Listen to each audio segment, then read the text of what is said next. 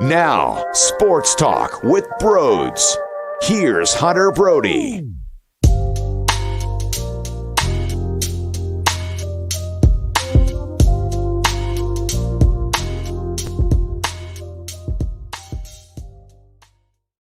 I feel like I just watched 9 baseball games. That's how much just went through those 9 innings, no? And I'm so depressed because they lost that game 11-9 the way that they did, that I told the world via Twitter. Why don't you follow me on Twitter, of course, at Broads81. It's always a good time. That I needed to crush at least one row of Oreos before I put this microphone on, before I put the headset over my head. And damn it, that's exactly what I did. I could go for more if I really wanted to. I'm a little bit sick because I did stuff my face a little too much, but that's how upset I am. I went full row. All right, I really wanted to go 2 full rows. Is that a little too much? Absolutely, but that's what happens when this team drives me crazy and they lose the way that they did.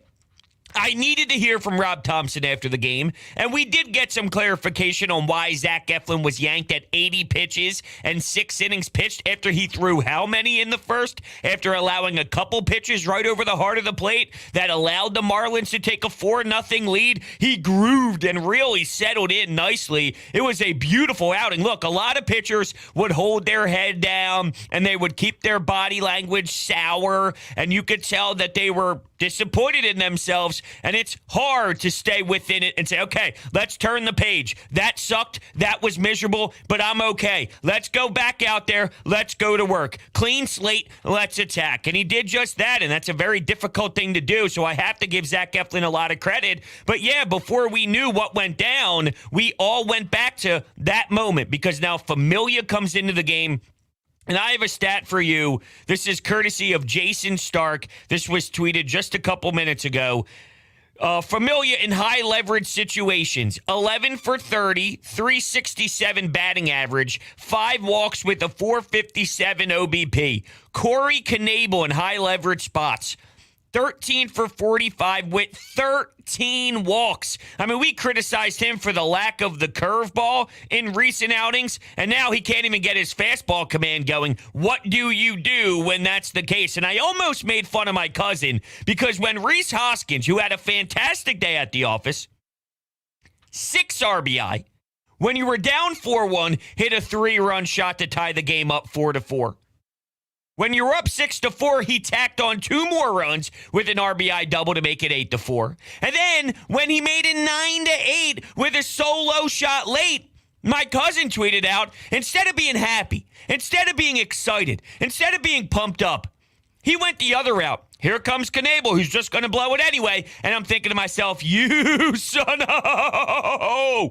I'm going to have to text you. Don't do this. Why are you thinking so negative? Well, he was right, damn it. It's now time. I mentioned this last game. If you don't utilize your replay and your challenge in the 7th inning when JT Realmuto caught Birdie stealing second base and Bryson Stott applied the tag, if that's not when you challenge, when would you challenge? Joe Girardi, if that's not when a manager gets fired, when do you fire a manager?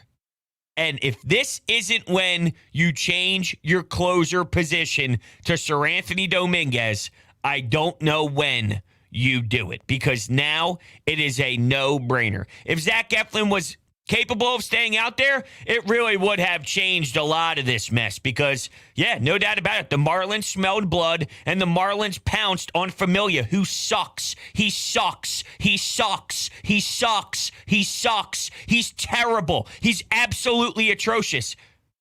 Alvarado over him? And just the fact that that's even a thought should make you all sick. That maybe it would make us feel better with Jose Alvarado. And realistically, there's nobody on that list that you should say, yeah, you know what, I like Jose Alvarado. Because there's some players underneath of him in my rankings. There's nobody underneath of him in the rankings, except for Familia at this point. JT Realmuto. I mean, you talk about sucking. What in the world was that in the 9th inning? I truly believe that Bilotti gets out of that jam if JT Realmuto caught the fly ball or the pop-up behind the plate area. Are you serious? He's clearly all in his head. Tomorrow's an afternoon game, and quite frankly, I don't give a damn if it's an afternoon game or not because Stubbs needs to get some time so JT Realmuto can take a damn breath.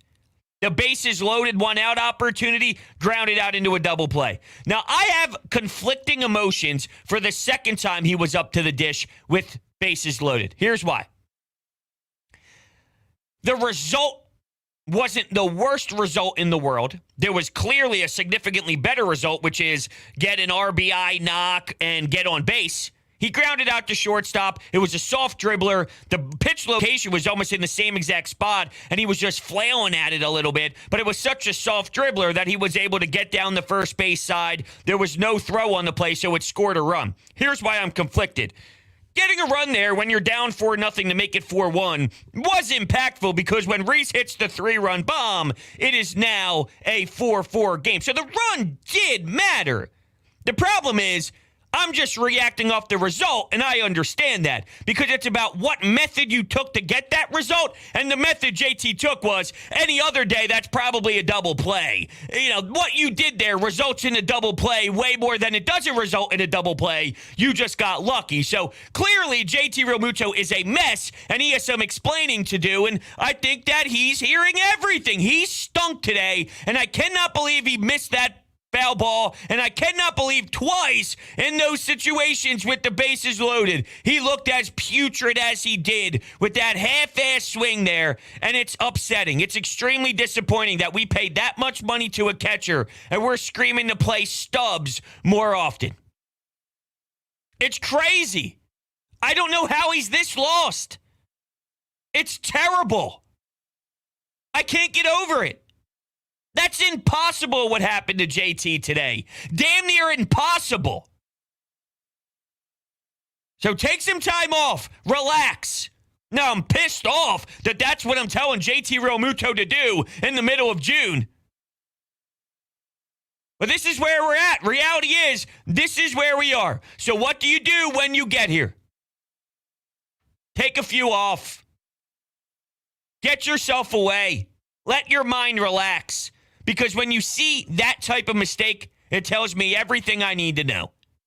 He's not focused. He's anxious. When the ball is up in the air, don't screw up, don't screw up, don't screw up. When you're telling yourself don't screw up, and when you're hearing the chatter and like the fans somewhat in the stadium go, ooh, they're on the edge of their seats, and you can tell that everyone is somewhat I don't know, everyone in the stands, when things are happening and it's somewhat spiraling out of control, you could feel the angst involved. Instead of setting yourself underneath the baseball, saying, I got this play. I'm going to catch this ball. It's don't screw up. Once you're telling yourself don't screw up, you already lost. And I think JT's doing that not only defensively, but he's also doing that at the plate too. And that's why we're seeing the results that we're getting. So, you know, it's a terrible day at the office for JT, and I'm fascinated to see how Rob Thomson starts to handle this because now it gets a little bit more difficult for him. When he first came in, it was such a culture shock. Everything's rocking and rolling. Now, yeah, there's a little bit more intensity involved. Now the heat's a little bit hotter. Now you have harder decisions to make. Now you got a little bit more knowledge on what's happening. Now you need to make the right decisions based off of what you're seeing. So the reason I bring that up and why it's so important is because our reaction to whatever those decisions are going to be a little bit more discussed. We're going to be a little bit more opinionated, as we should be. So just note, the magnifying glass gets a little bit heavier. I do see all the donations in the chat, and I will get to them as we continue this show, of course. But I just want to get through my notes first. And, you know, Rhys Hoskins, crazy. I did wish he made the play in the late inning where Alec Boehm is hugging the third base line. He makes an excellent play defensively. He throws it. Now, it was a little bit short of Reese. I would like a better throw, but Major League Baseball players who play first base should be able to make that pick. They should be able to scoop that ball. Now, Reese, without Reese, you're not even in this game, right? He carried you, so I'm not absolutely destroying him. I'll take this, right? If you told me Reese gets a couple homers, 6 RBIs, a double, a single, he's 4 for 5, but he won't pick one baseball that Alec Boehm throws his way, I'd take that alternative any day of the week, right? Like, I take this, no doubt about it. I'm just saying, that is a play that Rhys Hoskins has to make. Now, I do have some pretty brutal things to say about Alec Boehm when he makes these plays defensively. He's always double clutching. He's always patting the middle of his glove and he's moving his... That's costing him time. He made a play in the early part of this game, which, was a good play. He played the bounce ride and he kind of did a spinorama, then got the throw over. It was super close, but they got the out. It shouldn't have been as close if he didn't do the double... How many times have we seen that cost him time? I can't stand it. There was another play where Aguilar, I don't know how I just got those two guys confused, but you have Jesus running down the first base side. Boehm, I don't know what he was doing, wasn't paying attention, bobbles the ball, it hits off his glove, he finds a way to still get it and throw it over, but that's because Jesus runs 0.05 miles per hour down the line. And I'm pissed off, right? I'm annoyed and I'm bothered that they lost the game, so I'm looking at every single damn angle here, all right? I mean, that's like the lowest thing on the list tonight is Alec Boehm and a couple of his double clutches. But I see it every single damn day, and I can't get it out of my mind how much that irks me and irritates me. I just can't. Kneeble, high on the list. JT, high on the list. This isn't as high. But when you lose, everything gets thrown out. Everything gets thrown out on the table for me to start dissecting and peeling the layers back on. And this is one of them. He did get a double, though, to be fair. And I thought maybe Bryson Stott or Matt Vierling would have some special power in them, some magic. Hey, if Matt Vierling can do it against Josh Hader, then why can't we do it here against the Miami Marlins? But the Phillies absolutely pissed this one away. Look, Trevor Rogers is walking players all over the place in the beginning of the game, and you just figured at some point it would come back to bite them. Even though the Phillies failed with some bases loaded spots, you just thought if you keep walking us, it will eventually kick you in the rear end. You will see the Phillies cross home plate because you cannot constantly put guys on base and it not come back to bite you, especially with this type of offense. Right? You look at the top of the lineup with Kyle Schwarber, who walked 3 times. Bryce Harper walked 2 times. Here's your top couple of players, right? Kyle Schwarber walked 3 times. Rhys Hoskins went 4 for 5 with 6 RBI. Bryce Harper walked twice. Nick Castellanos had 2 hits. You just think, and there was a couple of Nick Castellanos times where he struck out and you go, damn it, come on. Damn it, we needed you there. Clutch spot. Come up large. But that's your top 4. That's an impressive top of your lineup. I mean, their offense did the job, of course. Obviously, we're sitting here and you scored 9 runs. That's enough to win a damn baseball game. So clearly, you're going to look at the offensive stats and you'll see things that you like. I think that's pretty obvious. It comes down to the bullpen and some horrendous defense. Speaking of Nick Castellanos, how about him over in right field trying to get to a ball? Woof. Oh, it just looks awkward and it looks tough out there. But wow, what a mess and what an explosion. This is somewhat cliche of mine, and I always talk about what's next. So when you lose in this type of fashion, how do you start the next game? What is your focus level when you walk to the ballpark, or they're all walking to the ballpark, but when you get to the ballpark and it's 1 o'clock with Kyle Gibson? What do they look like tomorrow? Because let's be honest, if they win tomorrow, what do we say?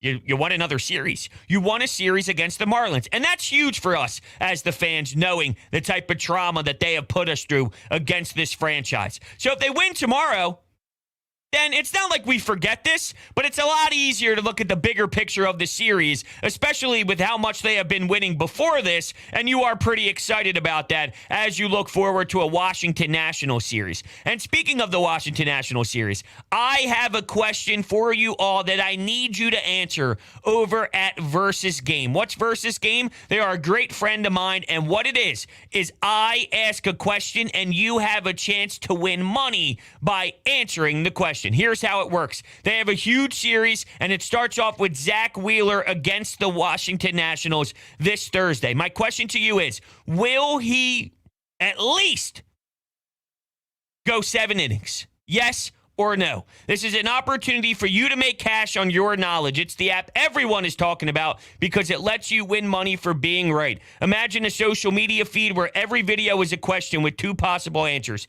You as the player can play this for free, or you can play with real money.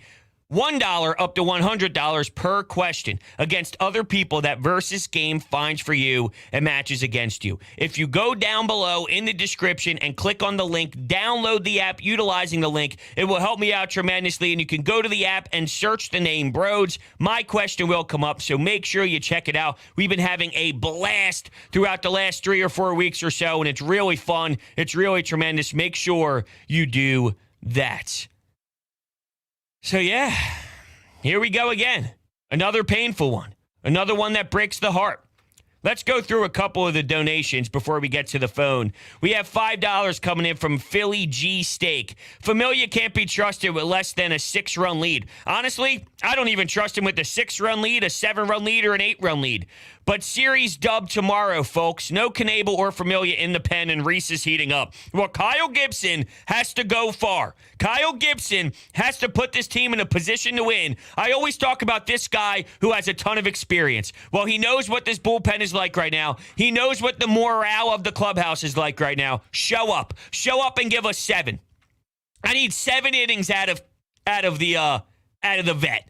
Now, I'd take 6. That's the low bar, though. That's the low minimum.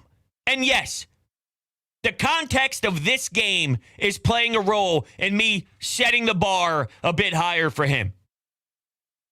Grab the ball and say, watch what I can do. Grab the ball and say, we're going to win this damn series. I got you, fellas. What happened with Connor Brogdon? Where was that? I didn't think Bilotti was bad, to be fair, like I already alluded to. If JT Realmuto catches that ball, I think the Phillies win this game. I really do. I think the Phillies find a way to get out of that jam and win the damn baseball game. So it's not as if Bilotti was a full-on disaster. I saw some idiot and some dope with about 52,000 followers on Twitter. It's clearly someone who does not focus in on the Phillies on a night-to-night basis. And I will be the first person to criticize an Alec Boehm. And this person says, Corey Kneeble is going to lose his closing job because Boehm and Hoskins couldn't make a play. How silly is this? This is Joe Sheehan of JoeSheehan.com, the Joe Sheehan baseball newsletter. I really shouldn't give his stuff out there because nobody should read this nonsense. He's got 43,000 followers on Twitter. You don't watch the Phillies, clearly. I know he walked the 2 batters. If that play gets made, though, the inning is 5-3, walk, 6-4-3, and all anyone remembers is the save. Boehm took too much of his time, got set, and still one-hopped the throw. Then he responded to that tweet and said, wow, people are mad. I don't know how you can just pretend like the inning is going to end on a 6-4-3 double play just because of the Alec Boehm, Rhys Hoskins little situation that didn't pan out as much as we would like to. I blame Reese more than Boehm, and trust me, I'll rip Boehm. You don't have to tell me for free to rip Alec Boehm. He got the error. It should have been a single if you're going to score it. In my eyes, how I would have scored that play, I probably just would have done a single. But Rhys Hoskins has to scoop that. If you watch the Phillies and your assessment is Corey Kneeble is going to lose his job because of Boehm and Hoskins, well, then let me go back to what Jason Stark stated. 13 walks in high-leverage situations. The dude doesn't throw strikes. Maybe that's why. It's really not that difficult. We have $2 donation here. saying Sir Anthony, Han, Bilotti, Connor, that's my pen. Well, I hate to break it to you. Connor isn't as consistent as we need him to be right now, and Bilotti, same thing. They might have nice moments, but they're not real key pieces to rely on night to night. So really what you're saying is you have two people. Two people ain't going to cut it. $5 from Francisco here. I'm so glad the Braves didn't pull the trigger on JT Realmuto. The Marlins wanted to keep the Phillies as a 500 team. Go Braves. Yeah, I got nothing for you in regards to JT Realmuto. He's not playing well right now. $5 from Cosmicon. I'm pissed because this is another game where one of our guys had a monster offensive game and no one will remember because of how it ended. Come on. That is what happened with Rhys Hoskins. That is very, very true. And Johnster with the $1.75. Thank you guys so much for all of the donations. All right. We can go to the phones at 856-442-9805, and we will start off with our first caller of the show. Thank you so much for calling in. Sup, dude? How are you? Numb to Phillies bullpen losses, you know what I mean? Yeah, it's never fun watching that. But like my main thing is regarding all the players you mentioned. Rob Thomas, he's been good, so he's made a mistake. We're all human, but that's not my main concern. Regarding the pitchers he picked, you know, our bullpen is so bad. Like the same thing could have happened with a variety of different pitchers. Bohm's defense, even though he's not that great this season, he has improved compared to last season. Yeah, I still think he stinks. Defensively, yeah, me stinks. Me stinks. Too. But my big problem is just Realmuto, man. He's being paid over $20 million. He can't. I mean, throughout the whole season, but especially this game, he can't do it with runners in scoring position. His OPS is below 690. Yeah, he's been terrible all around. I mean, JT Realmuto has been a disaster this season. I do agree with your assessment that, while Rob Thomson, you go to Familia, you go to Dominguez, you do this, you do that.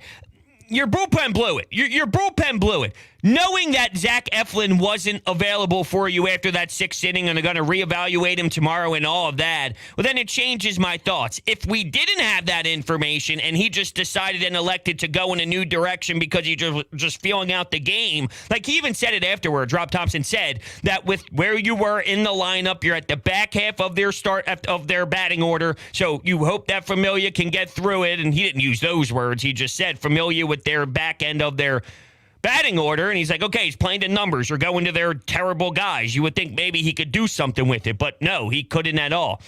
I don't think that, I mean, the perfect way to say it is if you don't go to Familia, if you don't go with these guys, like, this is your bullpen. This is what you are handed. This is who you have. So if you are forced to take out your starter, I mentioned two guys that you could rely on, Sir Anthony and Brad Hand. That wasn't going to finish 3 innings. You needed the 7th, you needed the 8th, you needed the 9th. I mean, in theory, if you're irrational, you could probably say, well, you make it work. You try and find a way to milk those two out over 3 innings. But that's not reality of the situation, right? I mean, I don't like using Familia. I don't like using Jose Alvarado. I don't like using a lot of these guys. But you can't use 2 people in a bullpen in these games and think you're going to be able to accomplish the goal and win baseball games. So you are right with that assessment that whoever you plugged in here, I mean, we're going to freak out at some point because Kneeble or anybody was going to blow it other than 2 people that you can rely on. So when Zach Eflin's whole knee thing happened, you were kind of resulting in a disaster. So here's Zach Eflin. He isn't too concerned. He felt the soreness in the 2nd and 3rd inning and got treatment throughout the game. He said it felt a little bit looser by the 6th. He's confident as of now that he'll make his next start, but Thomson said they're going to reevaluate. Anything with the knee of Zach Eflin scares me. Anything with the knee makes me feel a little bit nauseous just because of knowing his track record with that injury. So I don't know if he's downplaying it. I don't know if the Phillies were too cautious, even though there's no such thing as being too cautious when you're speaking of a Zach Eflin knee and discomfort there. So I don't really fault the Phillies for doing that. Of course, you got to make sure your players are in a good position to stay healthy. So it's just really an unfortunate circumstance more than anything else. Let's go to Amadeo. How you doing, Amadeo? I'm fuming. That's what's feeling. Fuming. Fuming. Yes, I feel that frustration. I find it weird because it's basically what you said. There's rarely any reliable guys in this bullpen. Like if you're talking about possibly switching the closer role, really there's only two guys that you can think of right now, Seranthony Dominguez. And do you test out a Brad Hand? Maybe is that an option possibly because he has had experience in the past being a really good closer? Those are options there, but basically besides that, there's really no other reliable arm in that bullpen. And just going to Familia any situation just gives me a heart attack. Sure, but you have to. It's like that's what you have on your roster. You can't have Familia never, ever, ever be utilized. And by the way, think about how much money they spent on Knebel and Familia. This isn't some dude that is just getting paid pennies and, we'll just maybe go to him once in a blue moon. This dude was paid to come here and put in a spot where you have the game on the line. We need you. Now it has moved a bit, but you still have to go to him at certain points just by necessity, so there really is no escaping it. I'm going Seranthony. To me, it's a no-brainer on who the closer is moving forward. It's Seranthony Dominguez. The dude's throwing triple-digit sinkers, and he looks locked and loaded. Looks like one of the best arms we've had out of our pen in a long damn period of time. So that's where I'm looking every single time at this point. Yeah, I would probably stretch Seranthony more into the closer role than anything just because of how great he has been this year. It's just so deflating when you have that performance from Rhys Hoskins. He puts up 6 RBI, and you don't win that ball game. It just makes tomorrow's game even more important to win because you know the kryptonite that is the Miami Marlins and how this fan base is when this Phillies squad plays that organization, like you said. Yeah, I mean, if they lose this tomorrow, it's going to be disgusting. Just disgusting. That's why you have someone who's threw a lot of baseballs in his career on the mound. That's what you get paid to do. Everyone's talking about the article about Kyle Schwarber having more fun after wins and the whole toast thing. And, they tried to create a little bit of buzz. And that's why you bring in a Kyle Schwarber. Because when things get tough, you can rely on a savvy dude who knows how to win and who knows how to get to October to somehow change the trajectory. And that's what Kyle Schwarber did. Kudos to him. Hat tip. That was part of the intangibles that we loved when the name Kyle Schwarber was tied to the Philadelphia Phillies. And that's an example of him doing those details that are crucial to a clubhouse vibe. When you made the move for Kyle Gibson, it's getting a guy that you could rely on. Not like I'm putting an extreme, heavy, obnoxious expectation on this dude to walk in and will you to victories like he's a Zach Wheeler or something along those lines. No. But is it too far to say, yo, dude, Marlins, go win us a series? Now let's go look at Kyle Gibson's last few games. Kyle Gibson stats. His last few games. I hate how they do this, man. Every time. And I think every time I bring this up, I complain about it too because it's stupid. All right, we'll go to his game log just to look at his last couple of starts. On June 10th, he went 6 innings, 3 earned runs. It's not a bad day. I demand more tomorrow. The start before that was June 5th against the Angels. 3 1/3, 5 earned runs. Not good. May 30th, 6 innings, 2 earned runs. 5 innings, 2 earned runs. 5 2/3, 2 earned runs. I mean, there's also part of me that goes, am I going to demand something out of a guy who has his limitations? For example, one of my buddies texted me when Nick Castellanos was out in right field and the ball went by him when Jesus hit the ball out there and poked it out towards the right field. He goes, can't I just see Nick Castellanos once look athletic? And my response was, well, he's not. Right? Like he's not. So you're screaming that a guy who's not athletic doesn't look athletic? Looking at some of these numbers, we do know that Kyle Gibson realistically is a 6 innings, 3 earned runs type of dude, which would keep the Phillies in it, and you would anticipate them being able to score enough runs based off of how explosive their team has been. You think, yeah, that's fine, right? Until you have to go 7, 8, 9 and figure out what you're going to do with your pen. Maybe I go to that April 9th start. 7 innings. He's only done 7 innings once this year. So now that I'm looking at it, shame on me. Numbers. Or throwing out 7 innings earlier thinking that that's a fine line to draw in. He's done it once this year. So moral of the story is we're not going to get it. All right, I'm going to take one more call, and then we're going to shut things down here. Welcome on into the show. Thanks for calling. Thank you, bros. I got a couple of things. So first, I've been defending Rhys Hoskins now for the last couple of years. I want you to really think about this, and the viewers on the show. Last year alone, I can name you about 15-plus games, and I will. But from last year, that Rhys Hoskins has single-handedly made us win ball games last year. Without Reese last year, we're a 59-win ball club. This year alone, he's helped us win like 5, 6, 7 games. Yeah, he's been bad way more than he's been good this year. Well, it's always like his first month and a half.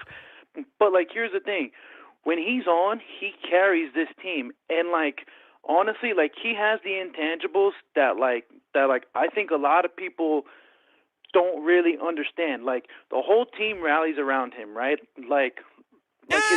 Right now he is, but he's been bad to this point. Here's my. I don't hate Rhys Hoskins. I think he's a fine. I just think he's a fine Major League Baseball player. If you don't have Rhys Hoskins, right, just in a hypothetical world, you could survive without Rhys Hoskins. There's a lot of Rhys Hoskins out there, which is a first baseman with a bat. He's just a first baseman with a bat. He's a fine player, but he's not anything where it's whoa. If you don't have Rhys Hoskins, I don't know how you operate as a team. He's a good player, but I think you're putting a little too much on him. Well, I guess here's the thing, right? Okay, especially for 2021 and 2022, he's had a lot of really, really clutch games, right? Last season, right? I remember that there was a 2-homer game in Colorado, won because of that. I remember winning a 2-1 game last year in St. Louis off a 2-run home runs. A dude was. He had one leg last year, you know what I mean? He's helping us tie the game. To be fair, I like Rhys Hoskins. I do, but I guess it's 162 games. I can name you a game where Matt Vierling won you a baseball game, but Matt Vierling's new. But I could tell you about Bryson Stott hitting a home run, who in reality hasn't done much in Major League Baseball yet. Picking out a handful of games over 162 or picking out a 3-week span or whatever, it's that's baseball, right? He's a good player, fine player who will have some streaks, and that's what baseball players do. He's not a trash player. He's not an absolute phenomenal elite player. He's a good, fine baseball player, and those players have runs, and he's on a run right now. I don't want to sit here and crush Reese on a day he hits 6 RBI, but I think you're almost putting him in the category of Barry Bonds or something. No. I guess what I'm just saying, though, is that just more people just have to put a little bit more respect on his name, just because of the fact where it's he's not no Barry Bonds, he's no Mark McGwire, but he's definitely a really good fit for this baseball team in particular. Another thing I was thinking about today too, and you touched up on it. Corey Kneeble, right? Okay, he hasn't had his curveball since the first week of the season, and it's been atrocious. But at least he's had that 97 fastball that goes up, and it's hard for that uppercut, swing to kind of get a hold of it. Oh, my God, that looks atrocious when, he can't even put a fastball low and away. He can't put a fastball up where it's, barely out of the zone and get in those swing and misses. He's literally a zero-type pitcher right now. He does not have his curveball. He does not have his fastball. What do you do with that? And, also, too, he's been so good for, how long? It just seems to be one of those things where it's, no matter what the Phillies do, okay, I feel like we can have Edwin Diaz right now, right? And he's probably the best closer in the league that's not Josh Hader right now, right? And it's I guarantee, Josh Hader comes to the Phillies, he would struggle, right? Well, I don't know about it. Josh Hader came to the Phillies. I appreciate the call. We're just got to cut you as we're getting a little bit towards the end of the show here. If Josh Hader came here, I don't think he struggles. I don't. But you're onto it when you claim that he's got nothing right now, because he absolutely does have nothing. He's got no curveball and he's got no fastball. I'm going to end it here, TJ. Thank you for the $5. Here's the real question. Does Dombrowski really admit he was wrong? Well, I don't think Corey Knebel is never going to do anything good. Familia, I don't feel confident in. I just know Knebel right now is going through a stretch. But no, you spend a lot of money on these guys. So no, you're not just going to say, screw it. Corey Knebel's track record's good. Like, it's the same thing with David Robertson. Oh, the Phillies screwed up. No, David Robertson had shown zero signs of being that pathetic. He stunk here, and he got injured, actually, is really what happened. But there were no signs in his career to be this. Corey Knebel, there have been no signs for it to be like that. I don't have a problem with Dave Dombrowski picking up Corey Knebel, and I think at some point he'll figure this thing out. I don't know. Maybe he's not healthy. Maybe that's playing a role as him just not feeling 100% clearly, and that's why it's as bad as it is. But, Familia was somewhat of a coin flip. Corey Knebel was not supposed to be a coin flip. So prior to this knowledge, I don't fault Dave Dombrowski's mindset for picking somebody up like that, and we'll see how it goes moving forward. But that's where I'm going to end things here. Thank you guys so much for hanging out. Hit that subscribe button. Hit that thumbs up button as well. SeatGeek promo code BROADS gets you $20 off of your purchase, so get yourself to a game today. TikTok @BroadsMedia. Go hit the follow button. Thank you guys so much. I'll catch you all tomorrow.